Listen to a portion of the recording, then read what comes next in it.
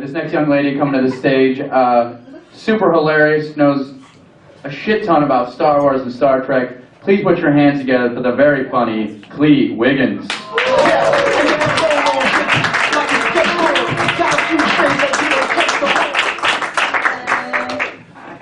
Music intro. Hardest song of the night. Yeah. So let's get started. These lights are super bright. I've never been on this stage before, and I did not realize. I feel like that time I got arrested. I've been arrested before. I got a DUI like 8 years ago that I have not taken care of at all. It's hilarious. I love it. I love that I'm wanted in Orange County. If I drove a car, oh god, that's awesome. So I know that I'm wearing this Empire Strikes Back t-shirt. Everything I own is just t-shirts and jeans, and they're all like Star Wars and Star Trek related. So pathetic. I also and I wear this like leather. I know I kind of look like an aggressive lesbian, is what I'm saying, a nerdy sort of aggressive lesbian. But I'm not. I'm not a lesbian. I almost could be. Because I think it would be nice to to date somebody who wears the same size clothes as you and stuff, because I don't like to shop. That's like the one girly activity I hate, shopping. But I couldn't be a lesbian for 2 reasons. One, emotions. Women have them in abundance and I don't like them. So that's why I watch sci-fi. Robots. Robots have no emotion. Data's goal is all wrong. But I like the other reason I can't be a lesbian is vaginas. I don't like them either. I pay enough attention to my own vagina so you keep dicks in it on a regular basis. That is about it. It's like a well-manicured lawn down there, and that's it. Vaginas they remind me of like a scary cave. Like, you ever see that movie, The Descent? I mean, that's like a metaphor for lesbianism right there. 6 bitches go into a cave and nothing but sadness and blood and unhappiness comes out. Yeah. That's it. Like, it's just terrible. That's they went into a vagina and terrible things happen to them. Plus, like with vaginas, you don't really know what you're getting with vagina until you get all up in it, right? And I don't buy anything sight unseen. I might be a nerd, but I don't really shop on the internet. I want to be able to know what I'm getting. With a penis, you just, maybe you have to lift the balls, and then now you know what you're in for. And then you say, oh no, I'm sorry, but that's just not enough for me. Or, no, there is such thing as too big, and you are in possession of it. No, thank you. Drop my uterus like a bad transmission. It would be terrible. I keep it running like a car. Speaking of penises, I did bang a ginger in the recent past. Here's what happened. His roommate walked in on us, and he just goes, "You guys look like Neapolitan ice cream." And he left.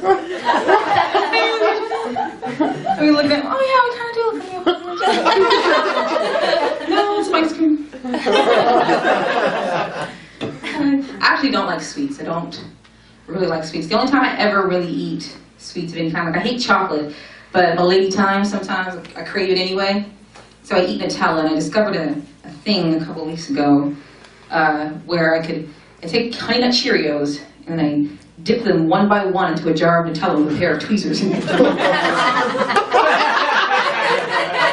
not even a joke, it's an actual activity I did for 2 days straight. That was all I ate those days, which is a whole box of Cheerios and a whole jar of Nutella, one by one.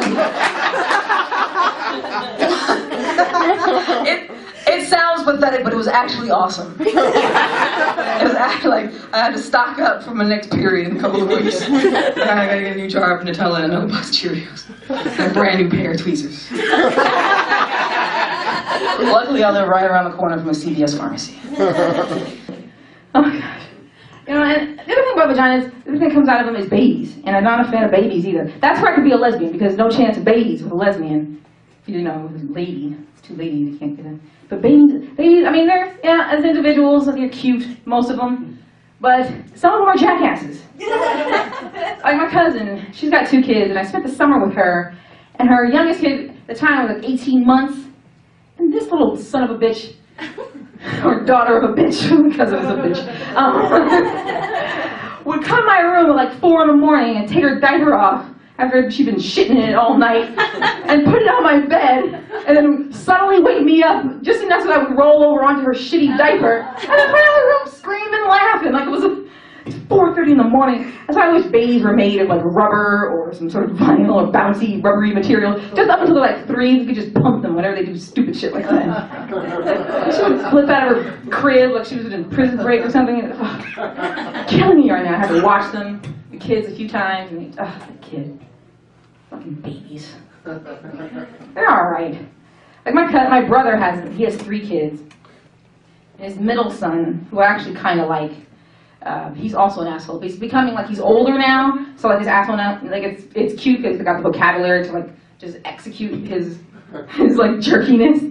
I was at my brother's house for Christmas, and my mom was there, and he got in trouble. My mom punished him, and he refused to go like be punished. So I walked him to my mom was like, walk him to his room, make sure he turns off all his shit, because he's got like an iPad and flat screen TV, a PSP, and she's 5 years old, and more stuff than I do.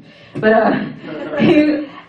so I walked into his room, and he just stops for a second, and he looked back at my mom, and he goes, "Grandma got run over by a reindeer," and then kept walking. I guess the first time like a Christmas carol could be a threat to somebody. Like, I don't know, a bunch of reindeer that'll fuck you up, Grandma. Oh my God. Yeah, and it was hilarious. I had to stifle a laugh, like, you just threatened Zoe with reindeer violence. That's hilarious. That's a keeper. I'm writing that down. Oh God, what else was I going to talk about? So yeah, I do love Star Wars, and so when I was in high school, I used to give out a fake phone number to guys if I didn't want them, like if I didn't want to talk to them and I couldn't, because I hadn't honed my like bitchiness to like tell certain guys I didn't want to fuck with them to fuck off. So I used to get a fake phone number. My fake phone number used to be 386-3827, which if you're a true Star Wars nerd, will know that that is the number of the trash compactor that they get trapped in on Death Star when they go to rescue Princess Leia in A New Hope. And it totally worked all the time. Nobody ever questioned it. Because it totally sounds like a real phone number. It's not a 555 bullshit you hear on TV, which is such nonsense. 555. But like when I was in college and like cell phones started to become sort of everywhere, ubiquitous would be the word. That's a word. I'm a word nerd too. I'm also dating myself by saying that cell phones became everywhere when I was in college. Like that's when cell phones became popular. The beginning of the cell phone movement. But I had a guy at a club. I gave him that fake phone number because he was kind of gross, and he pulled out his phone and he dialed it, and he found out that it was a fake phone number. And then rather than just being like call me a bitch and walk away like a normal person would, he pulled a gun on me. Now, yeah, you gasp, and I normally would too, except that I was in a club full of people, so I was just like incredulous, like, are you fucking pulling out? Are you goddamn for real? Like I just every like cuss word I could think of, just like, what do you think I'm going to do now? Immediately write down my real phone number? Is that what you're, it just makes me feel, guys are so silly. Like, I'm going to threaten you. I was reading in the paper about this chick who refused to drink from a guy at a bowling alley, and his response was to throw a bowling ball at her head so hard that it exposed her skull. Like, wow, you're like, oh my God. What was he thinking? I wasn't going to give you my phone number, but now that I'm retarded, and you can match me. Yes, I don't want the guy that might choke me in my sleep. That's the kind of guy I'm looking for. All of our sexual encounters would be hate sex. Nothing but makeup sex, because he's constantly exposing my skull. I love stitches. Oh God. Boys, aren't they hilarious? Okay, I drink a lot. I just wanted to put that out there as something, as a thing. That's why I don't take the mics out of the mic stand, because I have to lean on stuff, because I start drinking around 8:30 in the morning. So about this time, Linda can't always hold herself up on her own. That's why I wear these shoes with these big heels too. It's platforms, it's ledges. It's more surface area than my actual foot. I have very narrow feet. I also watch a lot of gaping porn. This is why. It sort of goes back to my whole like vaginas are weird thing. I sort of like crazy chicks are hilarious to me. Like whenever I have a guy friend that has hooked up with a crazy chick, I want to hear like every detail. And gaping porn is sort of like the extension of that. And if you're not familiar with gaping porn, it's when like, I mean, there's like gay gaping porn where it's just a bunch of dudes fisting each other, whatever, gross. And then there's like, the chick fisting porn though, it's just a chick who's like, just widens her vagina more and more and more with like an ever-increasing selection of dildos and sizes until she gets to like those big novelty dildos that you might see when you go into a sex shop. And it's like, how crazy do you have to be to want your vagina to be as wide as your torso? Like, so, and that's a project that takes weeks, if not months, to accomplish, right? Because I mean, to get a baby out of there takes 9 months. So to do it in reverse, it must take like a year of just commitment to, I gotta get it. And so I watch it, and I just like, I watch it, like, I wish like that Fantastic Voyage is like a real thing. So just go into those bitches' brains and just like, what synapses are firing while you're thinking this is an excellent thing to be doing with yourself and your porn career. Like, you're so cuckoo. And I was watching this one, like gaping porn, and this one was sort of different because it was a guy and a girl. Like she didn't have this like a fucking array of penises available to her. It was just a chick and a dude. Like, and so it starts off like a normal porn where he's like fingering her and stuff, and then she eventually like talks him into getting his whole fist in there. So that was something he would be averse to anyway. I mean, they are porn stars after all. And then, but then she goes like, put your other hand in there.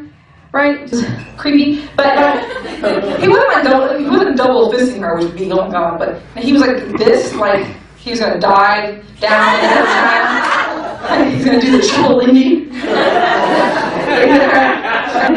Into her gaping maw. Right? So he's got both hands in there like that. And then she goes, now clap. Right? And he goes, I can't. She goes, see, I told you I had a tight pussy. Really, chick?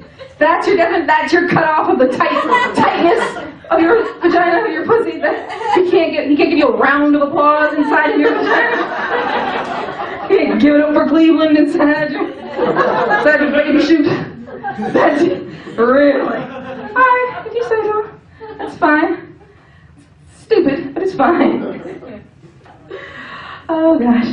Alright, I'm gonna go. I'm gonna leave you with, I have one more thing I was gonna tell you about from when I was at my brother's house recently. My brother's in the Marines, which is awesome, and he's an EOD specialist, which is basically like if you ever seen the movie Hurt Locker, that's basically what he does. So he blows up stuff in the desert that doesn't look like it should be blown up.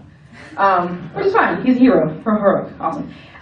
Moving on to the more important factor of that though, that a lot of the guys in his unit obviously then are missing limbs, like, mostly like a finger here or two, but there's a couple guys like missing an arm and stuff, and there's one guy who's missing both legs at the waist, right? Sounds very, very sad. But of course they just tease each other relentlessly, like it's the most hilarious thing that's ever happened to them. Like their idea of a pratfall is getting a leg blown off. So when I was at my brother's house, like all the wives and stuff were in the kitchen, and my sister-in-law asked the missing limbed guy's wife, like, so what have you guys been doing like sexually now that Mike has the no legs? She goes, obviously, she just goes, oh, I've just been sitting on his face. I was just making peanut butter sandwiches and then sitting down on his face. Right? And it was a good question, because she must have, and that has to be the only way they can do it, because he can't be on top. He has no legs, no traction, right?